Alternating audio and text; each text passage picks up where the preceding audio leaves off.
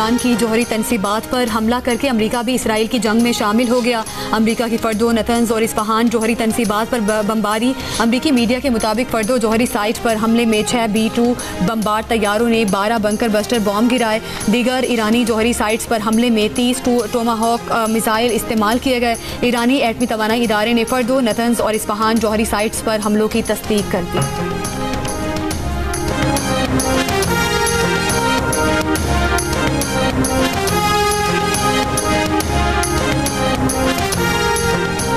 पाकिस्तान की जानिब से ईरान की जौहरी तनसीबात पर अमरीकी हमलों की शदीद मज़म्मत। अमरीकी हमले को इसराइली हमलों का तसलसल करार दे दिया। तर्जुमान दफ्तर खारजा ने कहा है कि ये हमले बैनुल अक़वामी कानून की तमाम इक़दार की खिलाफ वर्जी हैं। ईरान को अक़वाम मुत्तहिदा के चार्टर के तहत अपने दिफा का हक़ हासिल है। ईरान के खिलाफ जारी जाहरियत से कशीदगी और तशद्दुद में बेमिसाल इजाफा हुआ है। तमाम फ़रीक़ैन को बैनुल अक़वामी कानून और इंसानी हमदर्दी के क़वानीन की पासदारी करनी चाहिए। अक़वाम मुत्तहिदा के चार्टर के उसूलों के मुताबिक बहरान का पुरअमन हल ज़रूरी है।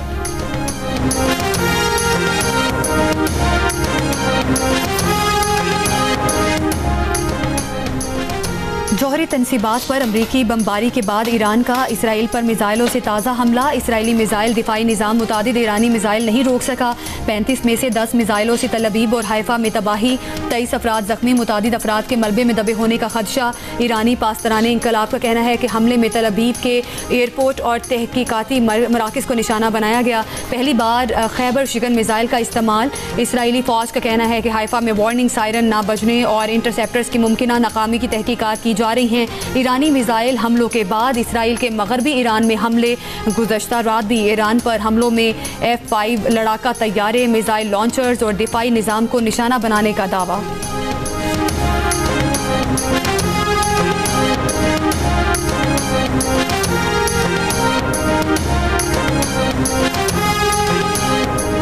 अमरीकी हमलों के देर पा नतायज होंगे, ईरान ने खबरदार कर दिया। ईरान के वज़ीर ख़ारजा अब्बास इराक़ची ने कहा है कि ईरान अपनी खुद मुख्तारी, मफादात और अवाम के दिफा के लिए तमाम ऑप्शंस महफूज रखता है।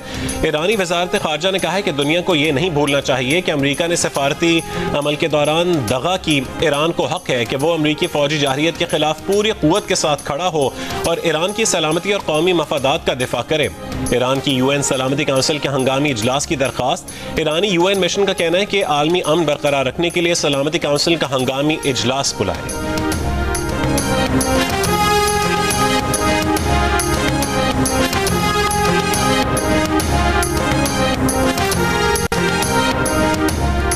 अमरीकी सदर की ईरान को रद्द अमल की सूरत में मजीद मौलिक हमलों की धमकी। ट्रंप ने कहा अब या तो अमन होगा या फिर ईरान के लिए सानहा होगा। बहुत से अहदाफ रह गए, अमन ना हुआ तो दुरुस्ती के साथ दीगर अहदाफ के पीछे जाएंगे। आइंदा हमले मजीद सख्त होंगे। ट्रंप ने कहा ईरान की जौहरी तनसीबात को तबाह कर दिया। अमरीका का मकसद ईरान की जौहरी अफसूदगी की सलाहियत को ख़त्म करना था।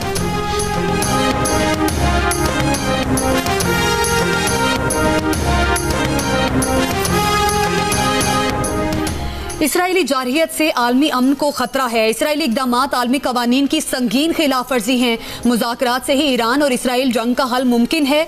नायब वज़ीर आज़म इसहाक डार की मज़म्मत। इस्तांबुल में OIC वज़राए ख़ारिजा कौंसिल के इजलास से खिताब में कहा कि ईरान के खिलाफ इसराइली जारहियत की शदीद मज़म्मत करते हैं। मशरिक़ वस्ता में बढ़ती हुई कशीदगी पर तशवीश है।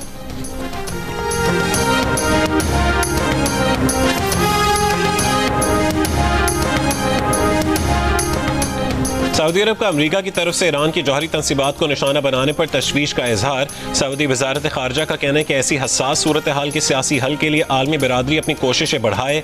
बरतानिया की ईरान पर अमरीकी हमलों की हिमायत। बरतानवी वज़ीर आज़म ने कहा है कि ईरान का जौहरी प्रोग्राम बैनुल अक़वामी सलामती के लिए संगीन खतरा है।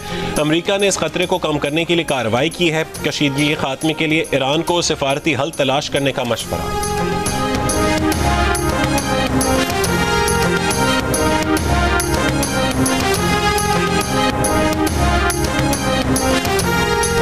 अक़वाम मुत्तहिदा के सेक्रेटरी जनरल ने ईरान पर अमरीकी हमले को कशीदगी में ख़तरनाक इजाफा करार दे दिया। एंटोनियो गुटेरेस ने कहा कि इस बात को ख़तरा बढ़ता जा रहा है कि यह तनाज़ा तेज़ी से काबू से बाहर हो सकता है। आम शहरियों, खित्ते और दुनिया पर तबाहकुन असरात पड़ सकते हैं। आगे बढ़ने का वाहिद रास्ता सिफारतकारी है। वाहिद उम्मीद अमन है। तनाज़े का कोई फ़ौजी हल नहीं।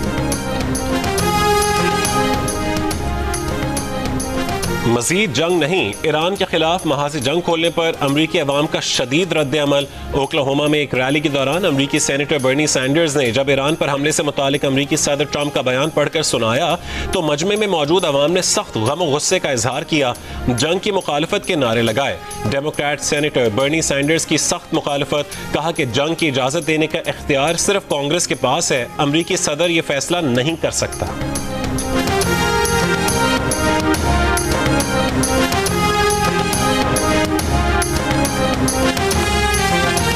देखें, अब आइंदा दिनों में जो भी होने वाला है उसकी तरफ अक़वाम मुत्तहिदा के सेक्रेटरी जनरल एंटोनियो गुतेरेस ने बड़े ही वाज़े अल्फाज में इशारा दे दिया है।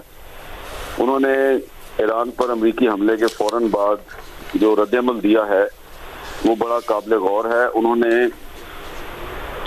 ईरान के खिलाफ अमरीका की जानिब से ताकत के इस्तेमाल को आलमी अमन के लिए एक खतरा करार दिया है और उसमें उन्होंने यूएन चार्टर का भी और इंटरनेशनल लॉ का भी उन्होंने जिक्र किया है और कहा है कि यूनाइटेड नेशंस की तमाम जो मेंबर स्टेट्स हैं उनको चाहिए कि यूएन चार्टर का और इंटरनेशनल लॉ का वो ख्याल करें और उसकी पाबंदी करें, क्योंकि ये जो अमेरिका की तरफ से ईरान पर हमला किया गया है ये किसी भी सूरत में इंटरनेशनल लॉ के मुताबिक नहीं है, ये यूएन चार्टर के मुताबिक भी नहीं है।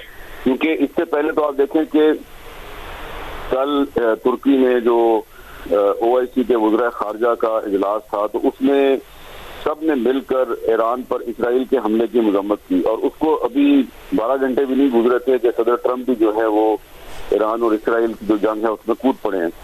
तो अब इसमें एक प्रॉब्लम पाकिस्तान के लिए ये है कि पाकिस्तान ने तो अभी एक दिन पहले ट्रंप साहब को नोबेल पीस प्राइज के लिए नॉमिनेट किया।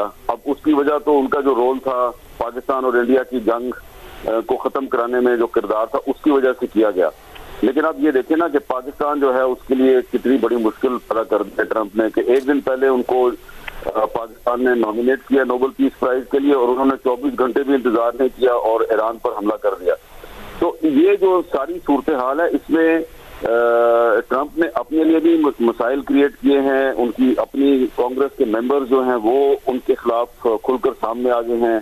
उनका ये कहना है कि ये एक तरफ देखिए एंटोनियो गुतेरेस कह रहे हैं कि ये इंटरनेशनल लॉ की खिलाफ वर्जी है, दूसरी तरफ बर्नी सैंडर्स और बहुत से दीगर जो कांग्रेसमैन है वो ये कह रहे हैं कि ये अमेरिका के कॉन्स्टिट्यूशन के भी खिलाफ है, क्योंकि अमेरिका के कॉन्स्टिट्यूशन के तहत अमेरिका ने अगर किसी दूसरे मुल्क के खिलाफ जंग में जाना है तो कांग्रेस की मंजूरी जरूरी है।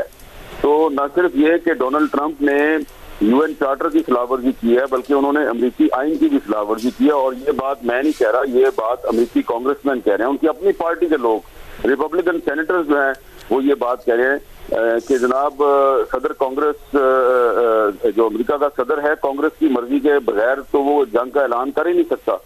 तो इसमें जो यूरोप है उसके लिए भी बड़ी मुश्किलात पैदा होंगी, क्योंकि यूरोप की कोशिश थी कि ईरान और इसराइल की लड़ाई को मुज़ाकरात के जरिए हल किया जाए, लेकिन अब डोनाल्ड ट्रंप साहब जो है उन्होंने इसको भी सैबोटाज कर दिया है। तो अभी आप देखते जाएं स्लोली एंड ग्रेजुअली यूरोप और पाकिस्तान और अमेरिका और पाकिस्तान में टाइम का काफी फर्क है। जैसे जैसे वक्त गुजरेगा आपको महसूस होगा कि डोनाल्ड ट्रंप साहब जो है उन्होंने ये ईरान पर हमला नहीं किया बल्कि ये उन्होंने अपने आप पर हमला किया है और पाकिस्तान की हुकूमत को चाहिए कि अब इस सिलसिले में फौरी तौर पर ये जो एक इंतहाई पेचीदा सूरत हाल है उसमें से वो बिल्कुल बाहर आ जाए, क्योंकि इससे पहले जो पाकिस्तान ने डिप्लोमेटिक फ्रंट पर जो कामयाबियां हासिल की थी उन तमाम कामयाबियों के लिए ये एक बहुत बड़ा खतरा पैदा कर दिया डोनाल्ड ट्रंप ने, क्योंकि पाकिस्तान ने एक दिन पहले ट्रंप को नोबेल पीस प्राइज के लिए नॉमिनेट किया। अब ट्रंप जो है वो तो एक बहुत बड़ी जंग का हिस्सा बन गया, तो उसकी वजह से जो इंटरनेशनल लेवल पे जो पाकिस्तान की जो सिफारती और सियासी कामयाबियां हैं उनके लिए एक बहुत बड़ा चैलेंज पैदा हो गया। तो मुनासिब होगा कि इस पर कैबिनेट का इजलास भी बुलाया।